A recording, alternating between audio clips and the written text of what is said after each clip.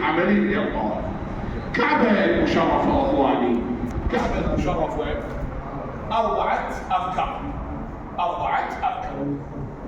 الركن الأول لا تشوفون، الركن الأول ركن الحجر الأسود، طبعا هو الحجر الأسعد، وفي الرواية أنه كان أشد بياضا من الثلج.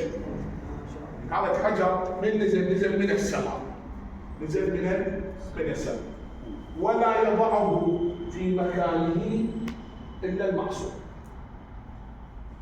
تقول الدنيا كلها إلا المعصوم يخلي وين؟ يخليه في مكان.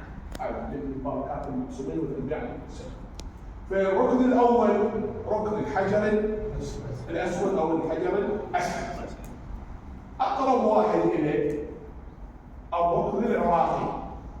ليش ركن الحجر الأسود؟ لأن الحجر الأسود. ليش الركن العراقي؟ لأنه في قبال العراق. الثالث الركن الشامي. يا ركن الشامي قبال من بلاد الشام اللي هي فلسطين، لبنان، سوريا. الرابع الأخير منها الركن اليماني في قبال من؟ في قبال أهل اليمن، اللي هو هناك صار الشق وولد أمير المؤمنين عليه السلام. هذا سميناه ركن الحجر الأسود. من أين يبتدئ الطواف؟ واحد يقول لي ما عليك أبدي، لا، هاي مناسك.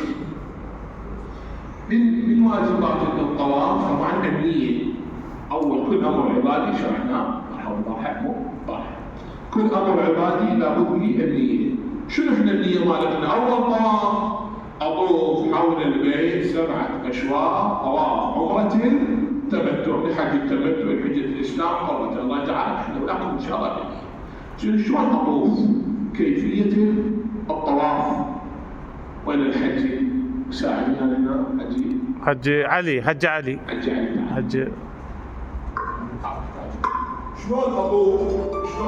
انا سوينا نيه وياكم المرشد بن حمد دار قال يلا سووا النيه وطوفوا حول البيت. طبعا قبل الحج الاسود سووا اطوفوا حول البيت 7 أشواط، طواف عمره التمتع لحج التمتع طاعه قربه الى الله تعالى. يا الله حجاج نمشي نخطوه، حافظين على هدوءنا، حافظين على وقارنا، حافظين على سكينتنا، حافظين على الوضوء.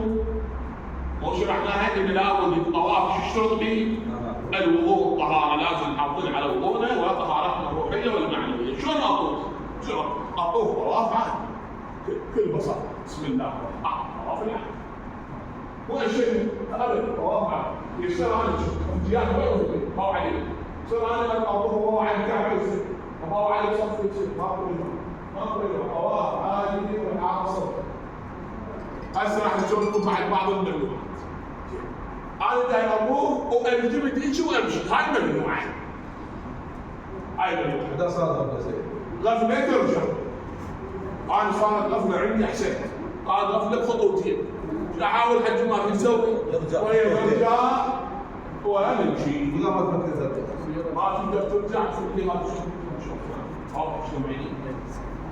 المهم واحد لا شنو؟ لا يفقد اعصابه، كلش طواف، كلش بسيطه الامور، كلش واضحه الامور، كيف شكل يسر يكون؟ العرف شنو كيف يسر؟ مو كله يشوفون ضوء شعير، ما عنده شيء، ما عنده. ممكن انا هذه نعمل يصير حي فقط في ابعد. الكعبه امامي اقرب، الخير والكعبه واطوف طواف عادي جدا. لكن انا احتاج اشوف حجه وين؟ احتاج اشوف والدتي وين؟ اوقف وأضاوي إذا احتاجت وبعدين أرجع. من أنت تمشي ممنوع. هذا ممنوع. من أنت واقف يصير واقف إن شاء الله.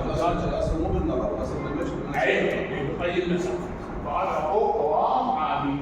طبعا الطواف حول البيت 7 أشواط، كلهن لازم الإنسان يحافظ على وضوءه وعلى طهارته.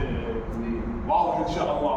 الابتداء بالحجر الاسود، يعني هذا الشوط الاول افترضوا بيدك الايسر. بسم الله الرحمن الرحيم، ادعيه مباركه وخضوع وخشوع الى ان بسم الله الرحمن الرحيم ينتهي الى الشوط الاول.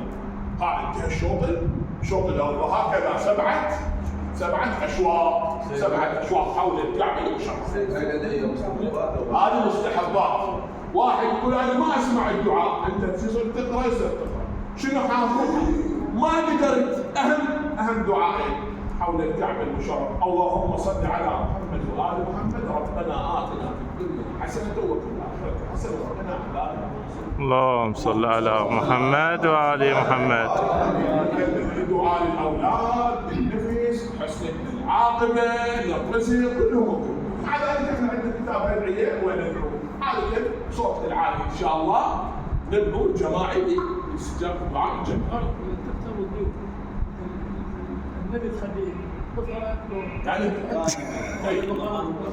ابراهيم بلا تشبيه تكون هناك مقام ابراهيم. يعني يصير بين المشهور مات الفقهاء بين الركن والمقام. المعاصر للفقهاء ما تقدر لا يصير خارج، اي خارج ازدحام عاد لو يصير خارج. واضح احنا نسعى قدرنا ما قدرنا خارج مقام.